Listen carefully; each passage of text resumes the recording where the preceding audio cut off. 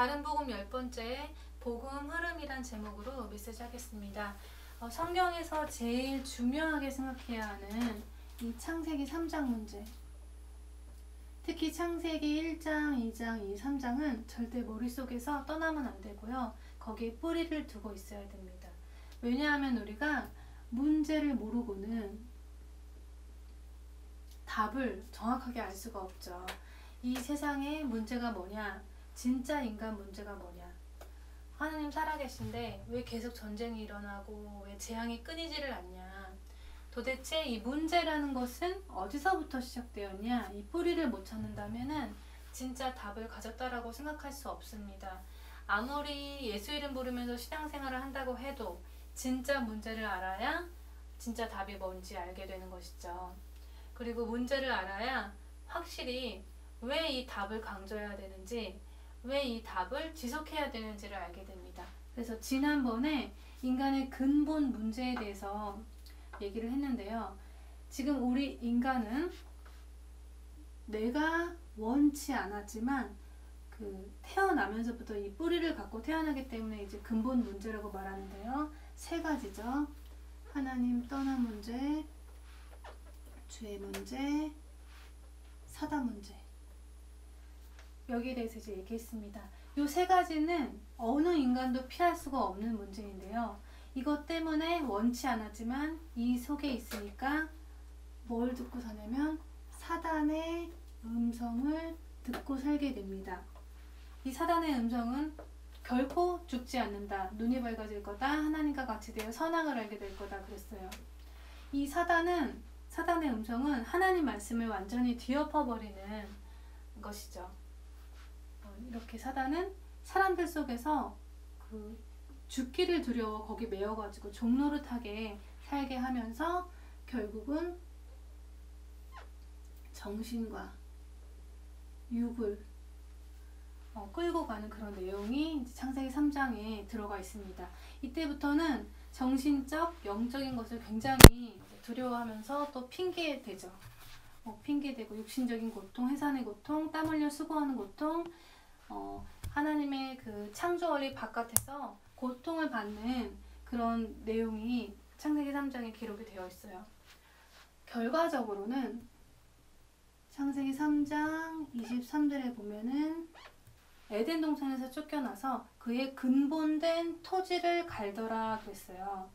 원래 그 인간의 근본대로 살게 되었는데 그 근본의 결국은 뭐냐? 바로 자기 생각이에요. 자기 생각에 역사하는 것이 사단입니다. 자기 생각으로 자기가 망하는 건데요. 여기에 대한 설명이 전도서 10장 8절에서 9절에 설명이 잘 되어 있어요. 함정을 파는 자는 거기 빠질 것이요 담요하는 자는 뱀에게 물리리라. 나무를 쪼개는 자는 그로 말미암아 위험을 당하리라. 그렇죠? 두 번째 창세기 4장을 좀 보면요. 예배에 실패하면서 이 저주받는 인생을 살게 되죠. 가인한테 하나님 저주하셨어요. 여기서 봐야 될 것이 뭐냐면 이 하나님 말씀 창세기 3장 15절이에요. 1절에서 6절에 그 문제가 터지니까 하나님이 이 말씀 주셨어요. 여인의 후손이 뱀의 머리 상한다 라는 말씀을 주셨어요. 그래서 우리는 이 말씀을 절대 놓치면 안 되는데 가인이 이 말씀을 놓치니까 자기 생각대로 양의 첫 새끼로 예배를 드린 거예요. 결국 하나님은 가인 예배는 안 받고 아벨 예배만 받으셨는데 이 아벨 예배에 대해서는 히브리서 11장 4절에 뭐라 그러냐면요. 설명이 믿음으로 아벨은 가인보다 더 나은 제사를 하나님께 드렸대요. 그래서 의로운 자라 하시는 증거를 얻었다 그랬어요. 일단 하나님이 요구하시는 것은 예배 이전에 믿음으로 예배를 드려라 라는 것이고요. 근데 그 믿음은 하나님이 뭘 보고 너 믿음이 있구나 이렇게 인정을 하냐면은 예물에 대하여 증거하심이라 그랬어요. 이 양의 피를 가지고 나간 것이 창세기 3장 15절의 말씀을 놓치지 않았다라는 증거예요. 그래서 이 창세기 3장 15절에 요 믿음을 갖고 있다는 증거가 바로 예물이 되는 것입니다. 양의 피. 그래서 양의 첫 새끼, 그 마음도 중요하지 않다는 얘기는 아니지만 하나님의 믿음이라고 보시는 것은, 믿음이라고 인정하는 것은 바로 양의 피, 예물이다. 요 양의 피를 보고 의롭다 하신 거예요. 그래서 정말 하나님이 받으시는 믿음이 뭔지 여기 보면 알 수가 있고요. 이것으로 뿌리가 내리고 각인이 되어야 된다. 오실 메시아에 대해서 잊지 말라는 얘기인데요. 이것이 의미하는 것이 뭐냐면은 바로 이 죄 문제를 들고 나온 거예요. 그리고 하나님 만나는 길이 양의 피다라는 이 길에 대해서도 알고 흑암이 또 여기서 꺾인다라는 것을 알고 양의 피 가지고 예배를 드린 거예요. 그래서 처음부터 그리스도를 모르고는 하나님이 예배를 안 받으신다. 그리고 세 번째는 창세기 6장이에요. 이 예배에 실패하면서 이제 가정 실패가 오는데요. 여기서는 하나님의 심판을 보게 되죠. 내 생각대로 신앙생활을 하게 되면 결국 저주받고 심판받는다는 것을 성경은 얘기하고 있는데요. 먼저 2절에 보면요. 하나님의 아들들이 사람의 딸들의 아름다움을 보고 자기가 좋아하는 대로 아내를 삼았다 그랬는데 불신자를 선택을 한 거예요. 이것은 무엇이냐면은 가정에서 그 자녀들에게 언약 전달이 안 됐다라는 증거입니다. 그래서 자녀들에게 저주가 임하는 시간표가 오는 거죠. 이것을 가지고 4절에 보면은 네피림 시대라 그래요. 네피림 시대가 임했다. 뿐만 아니라 5절에 보면 그 사람의 죄악이 땅 위에 꽉 찼는데요. 어느 정도 꽉 찼냐 하면은 정말 그 심판을 하나님이 할 만큼 죄악이 땅에 임한 거예요. 그래서 홍수 심판하셨죠. 여기서 노아 가정 8명만 구원을 받고, 그런데 심판받은 후에도 창세기 11장에 보면요. 노아의 후손들이 또 죄를 지어요. 그게 이제 바벨탑, 사회 실패예요. 창세기 3장, 4장, 6장 이렇게 계속 흘러와서 결국은 세상에서 이제 바벨탑을 쌓죠. 바벨탑 쌓을 때 하늘에 닿게 쌓자 그랬는데요. 이거는 하나님한테 대적하는 행위예요. 그리고 우리는 하나님 이름을 내야 되는데 우리 이름을 내자라고 한 거는 하나님 이름이 필요 없다라는 거고, 또 흩어짐을 면하자 그랬어요. 우리는 복음을 가지고 땅끝까지 가야 되는 것이죠. 그래서 지금 예배 드리면서 기도하면서 헌신하면서 예배가 사단한테 갔다. 가인은 하나님 앞에 곡식 드렸지만 그것은 하나님이 받지 않았기 때문에 우상 숭배였고, 창세기 6장에는 결국 정말 자기 생각대로 인생 살면서 자기가 좋아하는 대로 선택했는데 그것으로 망하게 되고요.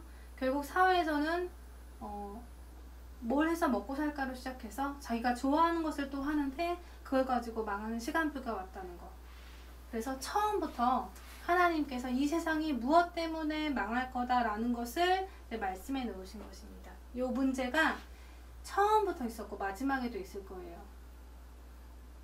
그래서 정말 개인이 망하는 방법, 예배 실패하는 방법, 가정 실패하는 방법, 사회에서 실패하는 방법을 그대로 기록을 해놨기 때문에 우리 인생이 이렇게 흘러가기 때문에 하나님이 답을 주신 것이고요. 창세기 12장 아브라함 부르셨잖아요. 왜 나를 불렀냐? 하나님은 무슨 답을 가지고 아브라함을 불러서 또 어떻게 하시려고 하는 거냐? 거기에 대해서 이제 내가 답을 가져야 되고요. 내가 그게 답을 갖지 못하게 되면, 그 답을 갖지 못하면은 내 생각 때문에 결국 다른 복음을 쫓아가게 됩니다. 그래서 이 창세기 3장, 4장, 6장, 11장 이 문제를 완전히 내 것으로 담고 이 문제 때문에 구약의 복음 흐름 어떻게 흘러가는가 그것을 좀 보겠습니다. 구약은요. 창세기 3장 15절과 가나안 땅이에요. 창세기 3장 15절에 이 완전한 답을 주시고 모든 사람들에게 메시아 사상이 들어가도록, 그리스도 사상이 들어가도록 요 정신 세계를 지배할 수 있는 답을 주시고, 이것을 놓치지 않게 하기 위해서 피 예배를 통해서 삶을 살게 하셨죠. 우리의 삶을. 그래서 우리가 그 행위라는 것은요, 다른 게 행위가 아니고 꼭 해야 될 일이 요 피예배 드리는 것이 행위입니다. 이것을 이제 아브라함 통해서 볼 수가 있는데요. 이 아브라함은 대표적 인물이죠. 아담 한 사람을 통해서 모든 인간이 멸망받은 대표적 원리죠. 예수님 한 사람 통해서 모든 사람이 구원받는 대표적 원리죠. 신자들을 왜 불렀냐? 신자는 어떻게 해야 되냐? 신자의 모델로 볼 수 있는 대표적 원리가 바로 아브라함인데요. 그래서 아브라함 불렀을 때 보면요, 창세기 12장 1절에서 3절에 본토 친척, 너는 본토 친척 아비 집을 떠나서 내가 네게 지시할 땅으로 가라 그랬어요. 그래서 목사님이 아브라함 설명할 때 두 가지 생각나야 된다고 말씀하셨는데, 첫째가 언약의 조상, 둘째는 버리는 훈련을 한 인물. 그래서 언약을 잡으려면 버리는 훈련이 되어야 잡을 수가 있기 때문에 이 아브라함한테 버리게 한 것인데, 그 창세기 22장에 사랑하는 독자 이삭까지도 버리게 하시죠. 그러면서 내가 너로 큰 민족을 이루고 네게 복을 주어가지고 네 이름을 창대케 할 건데 복의 근원이 되게 하겠다 그랬어요. 그래서 버리는 것만큼 복의 근원이 되는 응답을 받는데, 여기서 이제 복의 근원이라는 개념이 표현이 잘 된 것이 샘의 근원이라고 하셨는데요. 샘의 근원은 뭐냐면 홍수가 나도 오염되지 않고 가뭄이 와도 마르지 않고 계속 흘러나온다는 얘기로, 근원이라는 의미는 파이프라는 의미를 담고 있대요. 그러니까 아브라함을 통해서 그 복이 계속 흘러가게끔 하는 거예요. 복음을 가지고 그 부름받은 하나님 자녀를 통해서 복의 근원이 대표적 원리로 그 아브라함한테 주신 복을 그대로 우리 통해서 복이 흘러가게끔 한다는 얘기인데, 그게 이제 전도죠. 전도라는 것을 빼놓고는 그 복의 근원이라는 것을 말할 수가 없습니다. 그래서 전도라는 것은 복을 흘려보내는 방법이다. 아브라함은 전도자라 불렀고, 아브라함 통해서 이 땅에 그리스도의 복이 선포되도록 부르셨다는 얘기입니다. 좀 더 설명하면요, 창세기 13장 14절에서 15절, 롯이 아브라함을 떠난 후에 그랬어요. 그때 하나님이 비로소 네가 눈을 들어가지고 너 있는 곳에서 동서남북을 바라봐라. 보이는 땅 다 내가 너와 네 자손에게 주리라 그랬어요. 여기서 자손은 복수가 아니고 단수예요. 갈라디아서 3장 16절에 이 약속들은 아브라함과 그 자손에게 말씀하신 것인데, 여럿을 가리켜 자손들이라고 하지 않으시고 오직 하나를 가리켜 자손, 네 자손이라고 하셨으니 곧 그리스도라 그랬어요. 그리스도가 아니면은 축복의 통로가 될 수 없다. 하나님은 그리스도 통해서 우리를 축복의 통로로 삼으시려고 부르셨다. 이것을 창세기 15장에 이제 언약 체결을 하죠. 아브라함 불러서 명령하셨어요. 구체적으로 자손을 주는 것과 땅을 기업으로 주는 것 얘기를 하시면서 히브리서 6장 13절에서 20절에 여기에 이제 하나님이 아브라함한테 약속하실 때요, 맹세할 자가 자기보다 더 큰 자가 없어서 자기를 가리켜 맹세했다는 거예요. 그러면서 내가 반드시 너에게 복주고 복주며 또 번성케 하고 번성케 하리라 하였으니 아브라함이 오래 참아서 응답받았다고 했는데, 하나님보다 더 큰 사람이 없잖아요. 그러니까 자기를 가리켜 맹세했고, 자기가 약속한 것을 기업으로 받는 자에게 그 뜻이 변하지 않는다는 것을 충분하게 나타내시려고 그 일의 맹세로 보증을 했다라는 거예요. 여기서 말하고자 하는 두 가지 변치 못할 사실이, 우리가 이제 아브라함을 모델로 삼아야 되는 이유가요, 복잡하게 하나님이 아브라함한테 신앙생활 복잡한 신앙생활을 말씀하시지 않으셨고요. 요 그리스도와 땅 이 두 가지를 약속을 했어요. 이거를 가지고 변치 못할 사실이다. 그래서 신앙생활은 요 두 가지만 하면 잘 하는 것이다. 이 두 가지 변치 못할 사실은 이 구약의 전체 흐름이에요. 구약 전체 흐름이 바로 아브라함한테 약속하신 두 가지 자손과 땅, 그리스도와 땅, 이 두 가지를 어디서 볼 수 있냐면은 바로 노예 시대에서 볼 수 있어요. 이 노예 시대에서 이스라엘 백성을 애굽에서 건져낼 때 가나안 땅에 가라 그랬어요. 그러니까 가나안 땅으로 갈 때 이스라엘 백성들한테 너희 조상 아브라함에게 약속하신 그 하나님이 날 보냈다. 아브라함한테 약속했다라는 것은 자손과 땅이라는 것을 이스라엘 백성들은 잘 알고 있었기 때문에 하나님이 보낸 사람인 줄 알죠. 그러니까 구약의 전체 흐름은 요 가나안 땅에 초점을 두고 있고, 한마디로 이 땅은 메시아가 올 땅, 기업으로 얻을 땅이다, 이 얘기예요. 두 번째, 요 포로 시대. 에스겔에서 36장에 잘 나와 있는데요. 에스겔한테 그 포로 생활에서 하나님이 하시려고자 하는 말씀은 24절에 내가 너희를 열국 중에서 취하여 내고 열국 중에서 모아 데리고 고토로 들어가게 하겠다. 또 내 신을 너희 속에 두어가지고 너희를 살게 하고 너희를 고토에 거하게 하겠다. 너희들이 지금 포로 생활하고 있는데 가나안 땅으로 돌아보내겠다. 결국 계속 땅으로 들어가게 하겠다.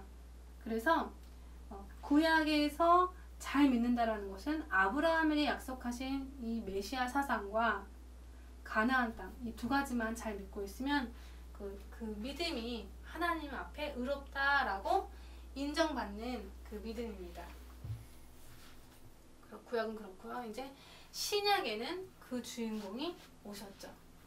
마태복음 1장에 오셔서 제일 먼저 뭘 하셨냐? 바로 선택을 하셨어요. 제자들을 먼저 부르시고 하신 일이 뭐냐면 자기가 하나님의 아들이신 것을 증거하시고 십자가에 죽으시고 부활하신 것을 보여주셨죠. 보게 하셨죠. 이게 이제 오신 목적이죠. 예수님이.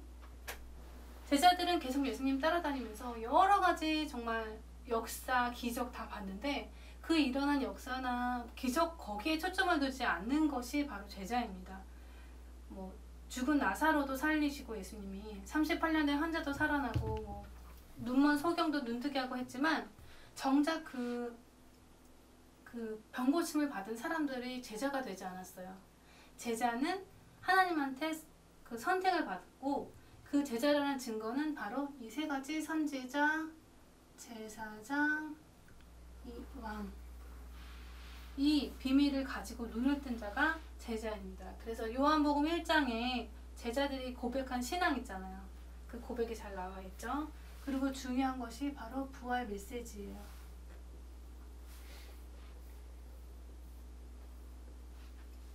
신약에서도 잘 믿는다라는 것은 예수님이 그리스도시고 부활 메시지를 아는 거예요. 예수님이 죽었다가 살아나셔가지고 하늘로 올라가시기 전에 마지막 중요한 말씀 하셨죠. 마태복음 28장 18절에서 20절. 하늘과 땅의 모든 권세 내게 주셨으니 너희는 가서 모든 족속으로 제자를 삼아 아버지와 아들과 성령의 이름으로 세례주고 내가 너희에게 분부한 모든 것을 가르쳐 지키게 하라. 이 말씀 이걸 하라고 부활하셔가지고 말씀을 우리한테 주신 거고, 마가복음 16장 15절에서 20절 여기도 만민에게 가라고 있어요. 믿고 세례를 받는 사람은 구원을 얻고 믿지 않는 사람은 정죄를 받는다. 그리고 믿는 자들한테는 이런 표적이 따르는데, 그러면서 저희가 내 이름으로 귀신을 쫓아내며 새 방언을 말하며 그랬는데, 새 방언은요, 여기서 영적인 방언은 예수가 그리스도다. 이것이 이 땅의 새로운 방언, 그리고 하늘의 메시지입니다. 그리고 누가복음 24장 27절, 그리고 여기도 보면은 여기서 이제 기존 신자가요 엠마오로 가고 있었어요. 기존신자가. 그런데 이제 예수님이 거기 실제 나타나시면서 부활하신 것을 증명하는데, 여기 보면은 이에 모세와 및 모든 선지자의 글로 시작해서 모든 성경에 쓴 바 자기에 관해서 설명했다 그랬어요. 모세는 모세 오경을 기록했잖아요. 근데 모세 오경이 자기에 대해서 썼다라고 얘기하시고, 여기서는 그 모세의 율법, 선지자의 글, 시편에도 나를 가리켜 기록된 모든 것이 이루어져야 하리라, 한 말이 이것이다 하시면서 기존 신자의 마음을 열어서 성경을 깨닫게 하는데, 어떻게 깨닫게 하냐면 그리스도가 고난을 받고 제3일에 죽은 자 가운데서 다시 살아날 것과 그 이름으로 죄사함을 얻게 하는 회개가 예루살렘에서부터 시작해서 모든 족속에게 전파될 것으로 기록되었으니 그랬어요. 그러니까 결국은 신약에서도 이것 외에는 믿음이라고 말할 수 있는 게 없다. 그래서 신약에도 예수님이 오셨다, 그리스도를 하시고 마지막에 전도해라, 이 얘기입니다.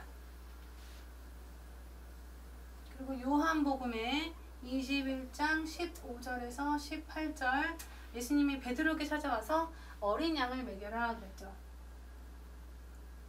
근데 문제는 예수님이 예루살렘 떠나지 말고 누가복음 49절에 내가 약속한 것을 기다리라 그랬어요. 그래서 사도행전 1장 8절,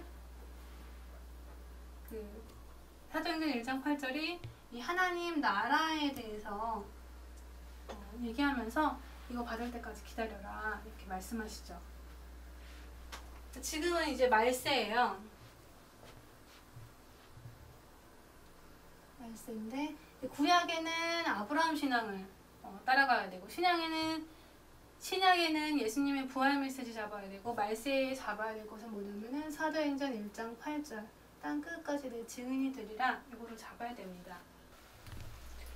여기에는 성령을 보내줄 거고, 권능으로 임할 거고, 땅 끝까지 가라. 그래서 성령의 역사는 우리에게 땅 끝까지 가도록 능력으로 역사한다라는 것이 그 아브라함의 복을 이어가는 자의 응답입니다. 그게 사도행전을 보면 성령의 사역이 드러나 있는데요. 사도들이 어떻게 살았는지 좀 보면요. 사도들은 사도행전 5장 42절에 보니까 저희가 날마다 성전에 있든지 집에 있든지 예수는 그리스도라 가르치기와 전도하기를 쉬지 않았다 그랬어요. 이게 이제 사도들의 메시지인데요. 성령의 역사는 이럴 때 일어나는 것입니다. 그리고 사도행전 19장 2절에도 너희가 믿을 때 성령 받았냐? 그래서 마가다락방에 임한 성령을 가지고 계속 땅끝까지 또 받도록 얘기하는 거예요. 그래서 우리가 그 성령에 대해서 착각하는 것이 기도를 많이 하고 어떤 병 고침을 받고 뭐 방언이 터지고 그런 거를 성령의 역사라고 근거를 보는데, 그거는 잘못 보는 것입니다. 성령은 언제 역사하냐? 예수 이름으로 역사한다. 그러면 성령이 역사하는 목적은 뭐냐? 우리에게 구원을 완성시키고 땅끝까지 증인이 되도록 인도하고 응답하신다. 이것이 끝입니다. 성령의 역사 그 흐름을 좀 보면요. 사도행전 2장 9절에서 여기 11절에 마가다락방에 오순절날 바람같이 불같이 성령의 역사 일어났는데, 이 성령의 역사가 전도라는 그 15나라 문을 준비해 놓고 역사를 한 거예요. 그래서 사도행전 1장 8절에 이 성령 역사는 땅끝까지 증인이 되리라 했기 때문에 목적과 방향이 없이는 성령 역사가 일어나지 않는다. 이 전도라는 답, 또 전도라는 문 속에서 성령 역사가 반드시 일어난다. 그리고 사도행전 2장 14절에서 21절에 여기 베드로의 설교가 나오는데요. 베드로가 요엘서 2장 28절에 예언된 그 성취다 라고 얘기하면서 하는 말이 뭐냐면 21절에 누구든지 주의 이름 부르는 자는 구원을 얻으리라. 이것이 말씀 성취입니다. 그 다음에 사도행전 2장 41절 3천 제자 일어났고요. 그리고 2장의 46절에서 47절에 날마다 모이면서 떡대면서 예수는 그리스도다 가르치기와 전도하기를 쉬지 않았다.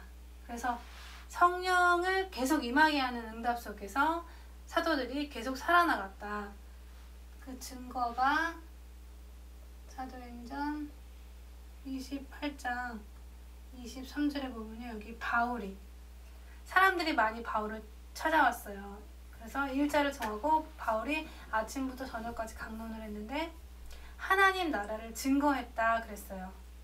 모세의 율법과 선지자의 말을 가지고 예수의 일로 권했다 그랬어요. 그래서 사도들이 자기가 죽는 날까지 예수 얘기만 한 것을 사도행전을 보면 알 수 있습니다. 그 사도행전에 나타난 성령의 역사가 그렇게 인도를 했고요. 응답을 받았다는 기록이 잘 나와 있습니다. 그래서 말씀 흐름 다시 한번 정리하면 천국 복음이 모든 민족에게 증거되기 위해서 온 세상에 전파가 되는데 그때 끝이 온다 그랬어요. 그래서 지금 창세기 3장, 4장, 6장, 11장 이 문제에 대해서 답을 갖지 못한 신자들 그리고 그 신자들의 자손들이 무너지는 현장 속에서 우리가 살고 있는데 그래서 하나님은 우리가 아브라함을 모델 삼아서 아브라함이 가진 그 답을 가지고 이 세상을 살아나가야 된다. 답 두 가지죠. 그리스도와 땅. 이게 전체 구약의 흐름을 끌고 가고 있고 신약에 와서는 그분이 오셔가지고 자기가 그리스도라는 것을 증거하셨고 또 이 사실을 땅끝까지 증거하라고 그러셨고 그래서 사도들이 마가다락방에서부터 시작해가지고 날마다 예수가 그리스도다 가르치기와 전도하기를 쉬지 않으면서 너희가 믿을 때 성령 받았냐 계속 예수가 그리스도라는 걸 가르치고 성령 세례를 주면서 땅끝까지 증거한 것입니다. 네, 오늘 다른 복음 10번째 복음 흐름 여기서 마치겠습니다. 감사합니다.